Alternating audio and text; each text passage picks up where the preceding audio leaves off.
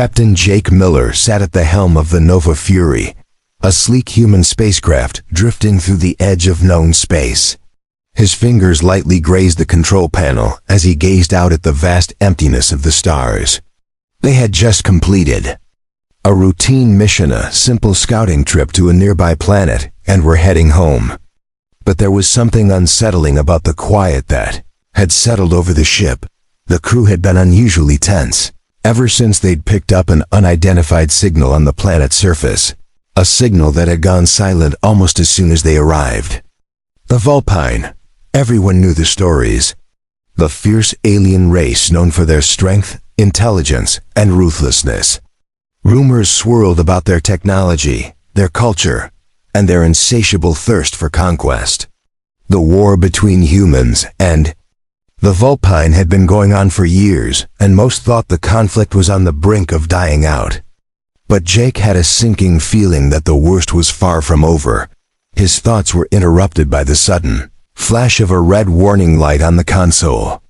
The ship's systems flickered as the alert blared through the speakers. "Captain, we've got an incoming ship," said Lieutenant Harris, her voice tight with anxiety. "It's a Vulpine ship." Jake's heart sank. The Vulpine had never been this close to human-controlled space before. It wasn't just a routine raid. This was different. The Vulpine were known for striking unexpectedly, and the fact that one was now in their path meant something had changed.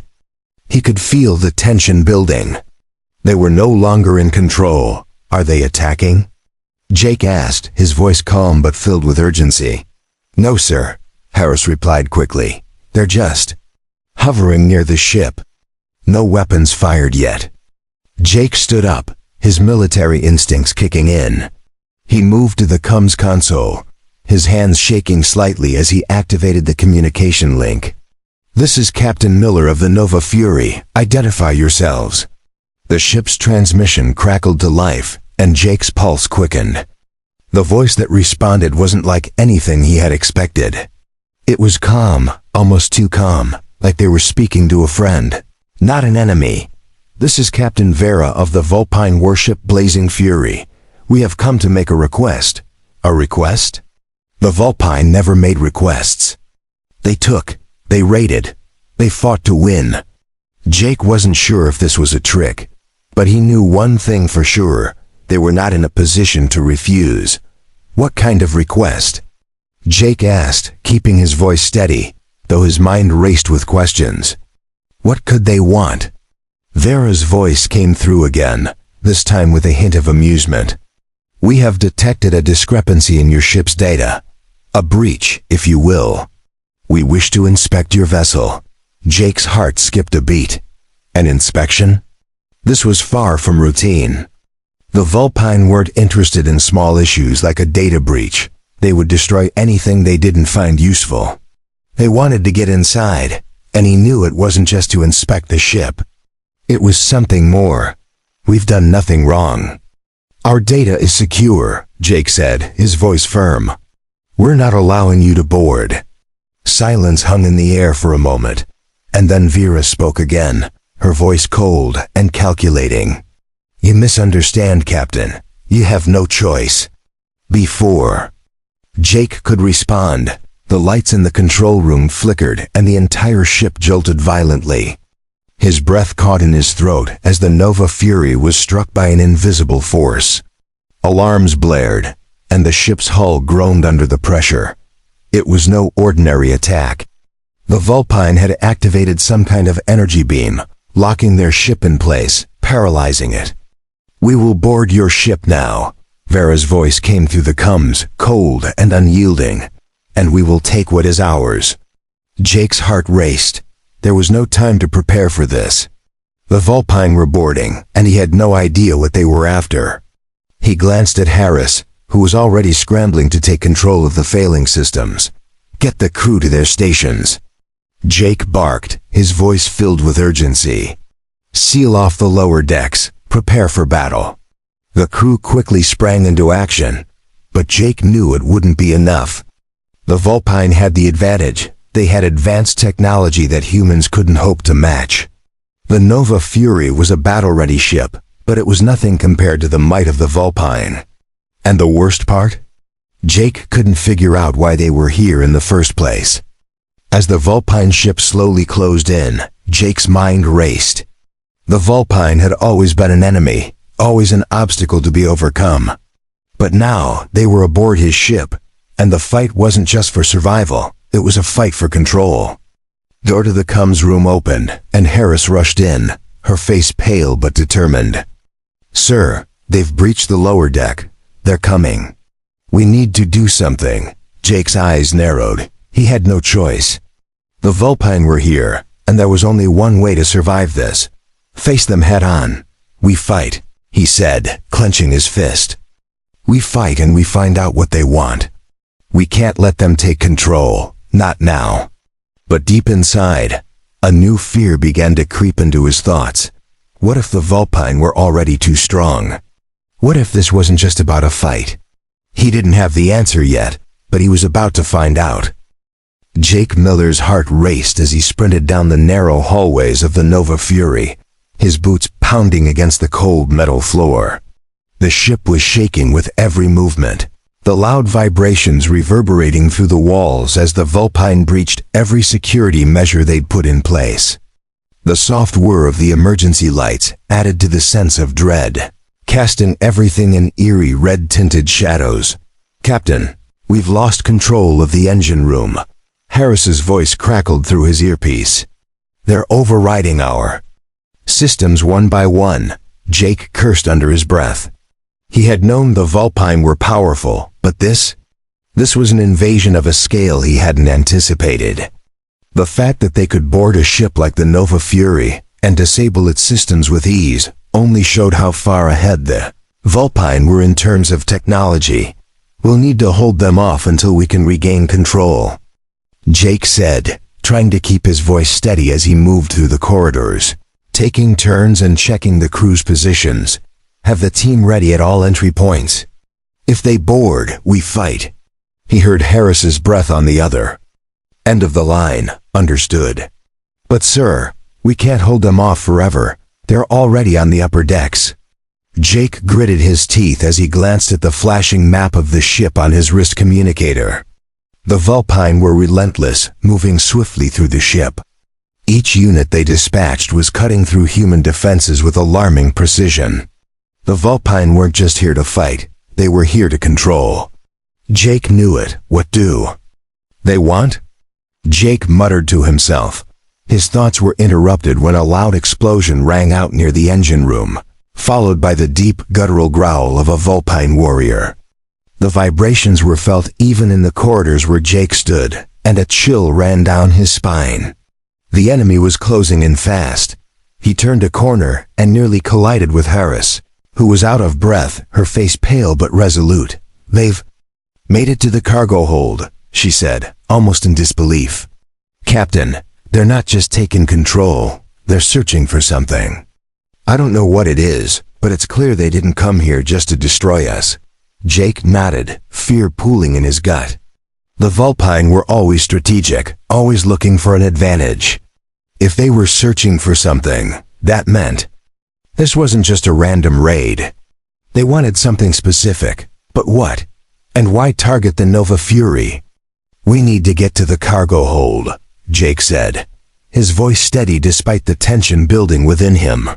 "There has to be something there they're after. We'll find out what it is before they can take it." Harris nodded and led the way as they raced down the hall toward the cargo hold. The air felt thick with the knowledge that they were no longer just dealing with invaders. The Vulpine were after something they had yet to understand, and Jake was starting to fear it was far more than they were prepared for. As they arrived at the entrance to the cargo hold, Jake signaled for Harris to stand back. He knew the Vulpine wouldn't be far behind. Every step felt like an eternity as he slowly approached the entrance, his hand trembling slightly on his weapon. "Ready?" he whispered, his voice low. Harris nodded, her face grim. "Let's do this." Together, they stepped through the door, only to find themselves facing an empty cargo space. The crates were stacked neatly as if nothing had happened. But Jake knew better. The Vulpine never left things untouched, never simply walked away. Then, out of the corner of his eye, Jake saw a small, unmarked crate at the far end of the room. The crate was open, its contents missing. Panic surged through him as he rushed forward, his mind racing. There was something inside that the Vulpine had taken. "Damn it," Jake hissed, kneeling beside the crate. It was empty, but there was a small insignia on the bottom of the crate. It was faint, but unmistakable, something only the Vulpine could recognize. "They've taken it. What was in there?" Harris asked, her voice rising with the tension. "Captain, what was it?" Jake's hand tightened around the edge of the crate. His heart was pounding in his chest as he tried to connect the dots. The Vulpine hadn't come for a simple raid. They were after something valuable, something they believed could turn the tide of the war. But what could possibly be inside this crate that was so important? "I don't know," Jake muttered. "But we're about to find out." Before he could say another word, the sound of footsteps echoed through the cargo hold, followed by a low growl. The hairs on the back of Jake's neck stood on end as a shadow passed by the door. The Vulpine were coming for them harder and faster than he could anticipate. The door to the cargo hold slammed open, and Jake found himself staring directly at a Vulpine soldier. This one was taller, his fur dark with markings, his posture menacing. And behind him, several more Vulpine emerged, their eyes gleaming with purpose. "Step away from the crate," the soldier growled, his voice deep and commanding. "You don't know what you're dealing with."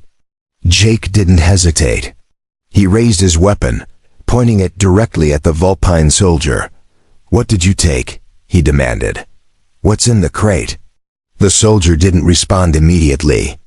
He seemed to weigh Jake's question carefully, as if deciding how much to reveal. Finally, he stepped forward, his sharp amber eyes locking with Jake's. "What you think you're fighting for?" the Vulpine soldier said, his voice cold. "It's nothing compared to what you've just lost. The war's already over for you, Captain." Jake's pulse quickened. What did he mean by that? What had they lost? And then, the Vulpine soldier stepped aside, revealing the true weight of what they had taken. A small, glowing object, barely the size of a fist, hovering above a pedestal at the far end of the room. The object pulsed with energy, a foreign, almost alien energy. "This," the soldier continued, "is the key to ending this war.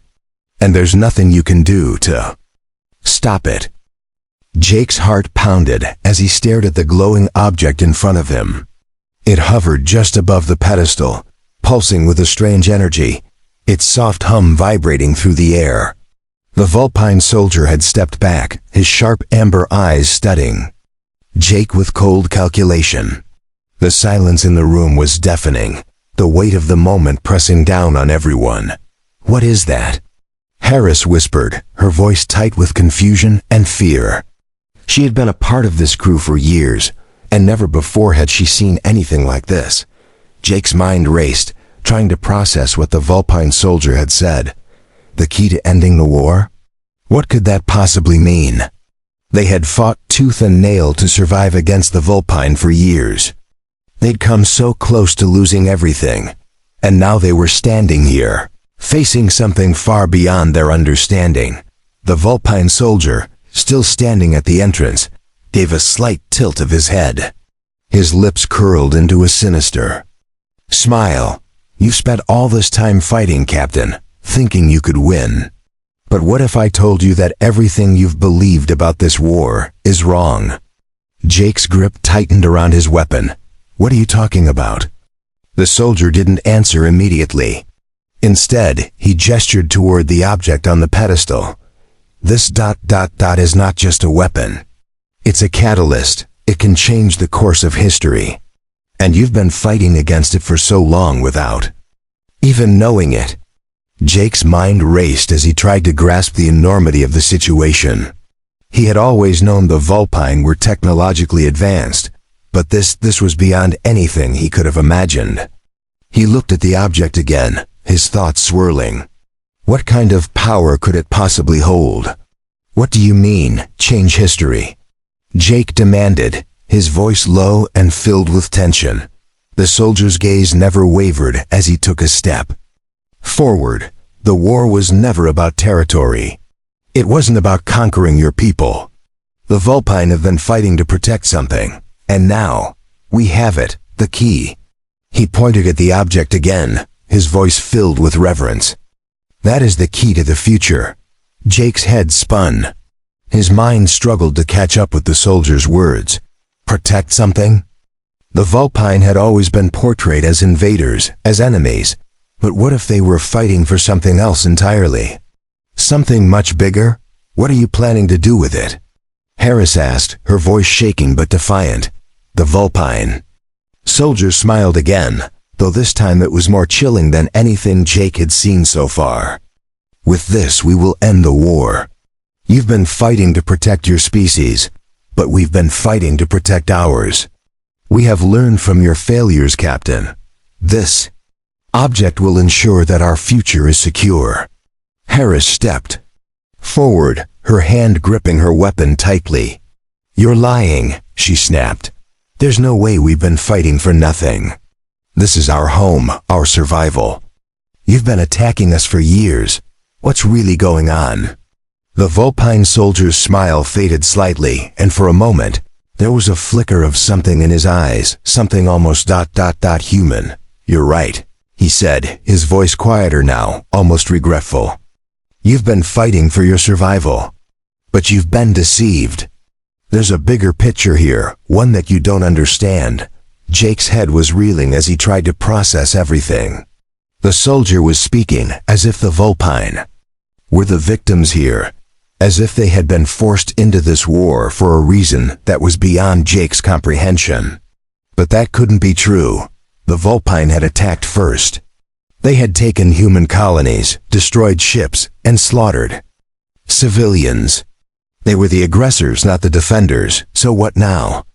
Jake asked, his voice steady but filled with suspicion. You're telling us that this key, this thing, will make us stop fighting? Just like that? The Vulpine soldier gave him a single sharp nod. Yes, with it, we will unite the galaxy. We will end the war, but not as you know it. The future will belong to us, Captain. To the Vulpine. And to the humans, if you choose to join us. Jake stared at the soldier, his mind spinning. The Vulpine were offering peace, yes, but it wasn't the kind of peace that they had hoped for. It wasn't a peace built on trust or understanding. It was a peace built on their terms, on the assumption that humans would submit to their will. He felt the weight of his crew's eyes on him, their uncertainty palpable. They were soldiers, trained to fight and survive, not to give in to the demands of an enemy. And yet, in this moment, Jake couldn't ignore the pull of something deeper, the possibility of peace, a real peace, even if it meant surrendering to a different way of life. He turned to Harris, his eyes meeting hers. She didn't need to say anything. They both knew that the decision had to be made quickly. Before the Vulpine could push further, Jake took a deep breath and faced the soldier. Again, you're asking us to accept you as the victors, to join you. But at what cost? The Vulpine soldier's gaze hardened. At no cost. It's simply a matter of survival. You can accept this new order, or you can continue fighting, only to lose. It's up to you. The room was filled with a tense silence. Jake could feel the weight of the decision pressing on him, and for the first time, he wasn't sure which path to take. Could he trust the Vulpine? Could he trust this key that they were offering? Was there truly peace to be found in surrender? Or was this just another trick, another way for the Vulpine to take control? The second Vulpine ship loomed larger in the viewport, a sleek and ominous shape that seemed to block out the stars. The hum of the Nova Fury's engines reverberated through Jake's bones, but it felt insignificant compared to the tension tightening in the air. The Vulpine ship wasn't just approaching, it was closing in with intent. Jake's instincts screamed at him that something was wrong. This wasn't just about negotiating peace. It was something far more dangerous. Captain, they're locking onto our systems. Harris's voice came through his earpiece, sharp with anxiety. They're preparing to dock. Jake's grip tightened around the armrest. His mind raced, the words of the Vulpine soldier repeating over and over. The war is already over. Had they been playing them all along? Was this truly an offer of peace, or were the Vulpine planning something even more sinister? The soldiers on his ship were ready to fight, but how could they fight a battle they didn't understand? Prepare to defend the ship, Jake ordered, trying to keep his voice steady. Get the crew to their stations, Harris. We're not letting them take us without a fight. He turned to face his crew, their faces set in determination, but their eyes flickered with uncertainty. What were they fighting for now? The war had always been about survival, but with the Vulpine's sudden appearance and their claims of peace, it was becoming unclear. How could they continue to fight when there was a possibility of ending it all? Could they trust the Vulpine? And if they didn't, what would happen to the future of humanity? As Jake moved toward the central command, Harris joined him at the console. The countdown to docking was ticking away, and the Vulpine ship was now within range. They could hear the faint hum of their enemy's engines, powerful, controlled, and menacing. Captain, Harris said, her voice low, there's something I don't get. Why are they still coming after us if they're trying to end the war? If the Vulpine were really offering peace, why wouldn't they stop the attack? Why all this? Jake had no answer. The words echoed in his mind. This is the key to the future. But what future? One that required them to surrender everything? Or one that allowed humanity to survive and find a way to coexist with the Vulpine? We can't let them board, Jake said, his voice firm, but tinged with doubt. We need to take action now. He grabbed his communicator and patched into the crew's comms. This is Captain Miller. We have a Vulpine ship closing in. Stand by to defend all access points. Weapons ready, but no fire unless given the order. I want no surprises. The crew's murmurs spread across the ship, a mix of fear and determination. Jake could feel the weight of the decision pressing down on him like an iron fist. They were being backed into a corner, but if they fired first, they risked proving the Vulpine right, that humanity was just as violent and unwilling to listen as they had always been portrayed. The seconds felt like hours as the docking procedure continued. Jake could feel the sweat forming on his brow, his fingers trembling as he tried to steady himself. His mind flashed back to the words of the Vulpine soldier. You have no choice, but he wasn't ready to give up. Not yet. Suddenly, a soft beep echoed through the control room, signaling that the Vulpine ship was docking. The low metallic hiss of the airlock system activated, and the sound of the enemy ship's machinery filled the air. They were on the verge of entering. This is it, Harris said quietly, eyes locked on the console. If they're coming, they're not here for a simple negotiation. Jake nodded, his jaw clenched tightly. It was time to act. There was no more waiting, no more uncertainty. It was either fight or trust two paths, both fraught with consequences. The Vulpine were preparing to board, and Jake had to make a decision. Without another word, Jake moved toward the command centers. Main entrance, his mind clearer now than it had been for hours. He couldn't fight blind, not this time. He needed to see the truth for himself. The key could be the answer to ending the war, but if it was a trap, humanity would never have a chance. As the airlock opened, the first Vulpine soldier stepped through, their figure framed by the dark shadows of the docking area. The creature's eyes gleamed like molten gold, and its predatory gaze fixed directly on Jake. The air in the room thickened with tension as Jake stepped forward, his hand still gripping his weapon, but his mind racing. He wasn't sure what would happen next. But he had to find out. Captain Miller, the Vulpine soldier said, its voice deep and calculating. I am Vera. I come to offer peace, as promised. Jake's eyes narrowed. And if we refuse? Vera tilted her head, studying him with cold precision. You won't. You see, Captain, it's not about what you can refuse anymore. It's about what you will choose. Jake could feel the pressure building inside him, like the weight of the galaxy was on his shoulders. The Vulpine had come so far, and the choice was now his. He could fight, but it might cost everything. Or he could trust them and risk everything too. I've spent my life fighting, Jake said, his voice low. And now you expect me to just hand it over? Vera took a step forward, and the air seemed to grow colder. You will fight no more. The war ends today, Captain. We can stop this if you're willing to accept the truth. Jake's heart beat faster, but he stood tall, his thoughts racing. The truth. What was the truth? Was peace really possible? Or was this just another lie to control them? The choice was his.